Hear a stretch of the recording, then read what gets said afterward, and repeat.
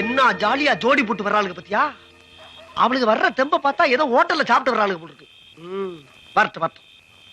இன்னைக்கு அடிக்கிற அடியில மூஞ்சி முகரையெல்லாம் பஞ்சர் ஆயிரணும். நீ பாக்குற இன்னைக்கு சகல என் அடிய பார்த்தது இல்லையா?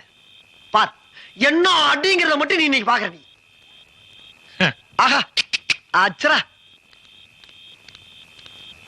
லட்சுமி நில்லு. எங்க போயிட்டு வர?